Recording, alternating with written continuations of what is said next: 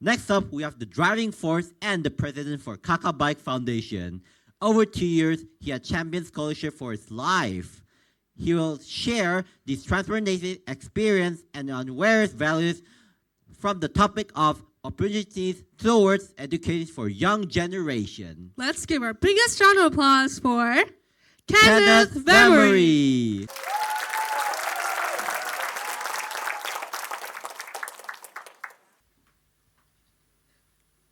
Hi everyone, my name is Kenneth Vemory. I am currently a grade 11 student studying in Francis School. But before we start, I'd like to invite every one of you here in the audience to play a simple game. And that game is a yes or no game. I'll be giving you all a few questions, and if you do agree with the questions that I'm about to give, all you have to do is give a thumbs up. Are you ready? Can I see thumbs up in the air if you're ready? Okay, let us begin. For the first question, who here feels that education played a huge role in your career? Anyone? Okay, thank you. Next question. Who here had a thought of dropping out from school? Anyone? Okay, thank you. Next question. Who here had financial issues during your education? Okay, thank you very much. And lastly, do you think that school is important? Okay, thank you very much. Thank you everyone for your participation. From that simple activity, I can conclude it into one single word.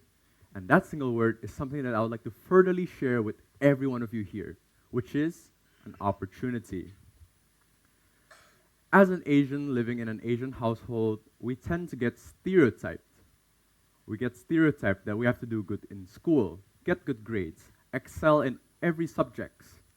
And our parents would force us to our limits. We should either finish first or second place in class. And if you do finish third, you're basically a disgrace to your family. That's what they say. A lot of you here may think, oh, it's a burden for me. But when I see it, I see that as a blessing, since I realize that not everyone out there have the same opportunity as I do. Now I'd like to share to you all a story that my mom used to tell me back when I was little. Back when she was still a teenager, just like myself, a 16-year-old. This happened approximately 30 years ago. She and her friends would go and visit families who lived in abandoned trains at abandoned train stations. Many of you here may think, oh, she's just there to go and visit them, play with them, have fun with them. But no. In reality, she goes there to teach them how to read, how to write, how to speak proper Bahasa Indonesia. Her friends and herself does that because they realize that not everyone have same opportunities as they do. But that is a story from my mom. I'd like to tell you all a story that I myself had experienced. Back when I was in the early years of elementary school, I had a nanny. She was very smart, very talented. She had good grades when she was in school.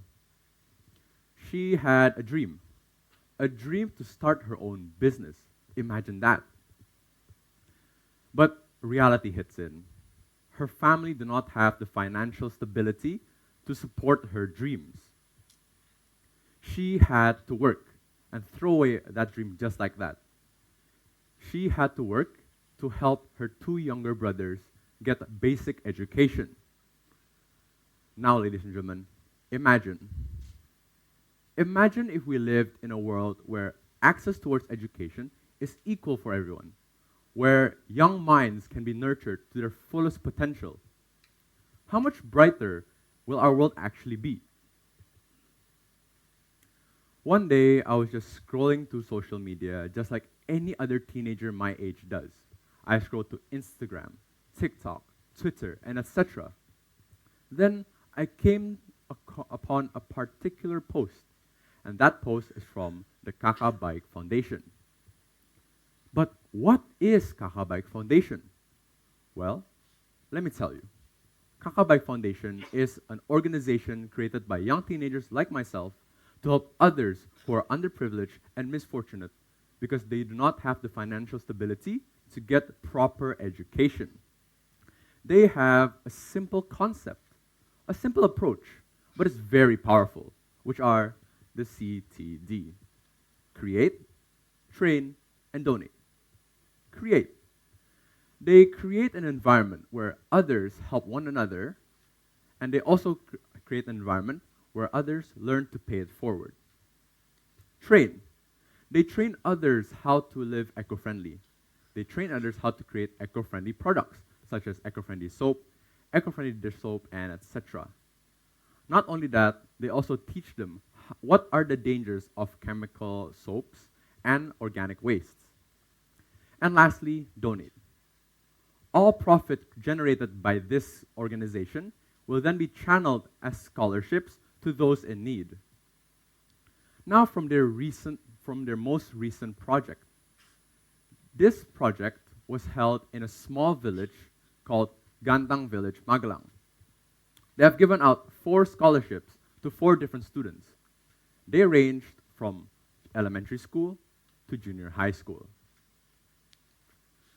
Now, ladies and gentlemen, I would like to invite every single one of you here to engage in a moment of reflection. I want you all to reflect on these 3 simple questions. What do you see, what do you think, and what do you wonder when you first see this picture?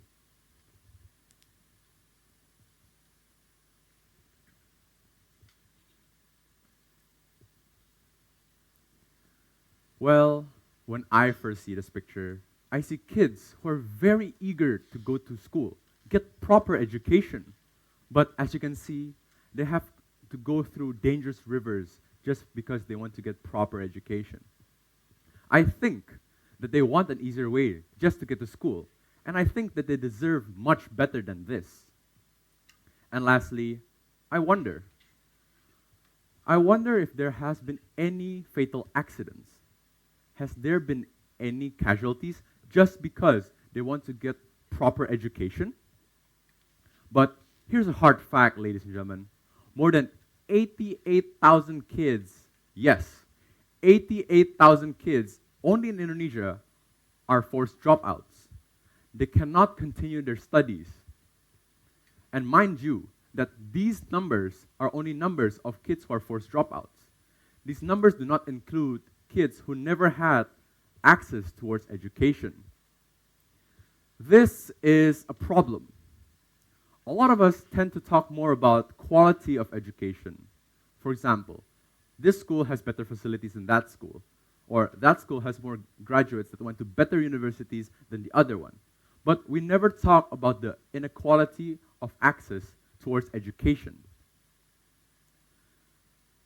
The solution towards this problem is relatively simple. The fact that every one of you here are attending this Francis talk right now means you are compassionate. Compassionate enough to learn more and hear more on what is happening around you. I do believe that every single one of you here are eager to make a change. Eager to help the misfortunate and underprivileged kids out there. This may seem like David facing Goliath, but even the greatest achievements must start somewhere, am I right? As a wise man once said, every great thing starts small. I'm Kenneth Vemory. Thank you.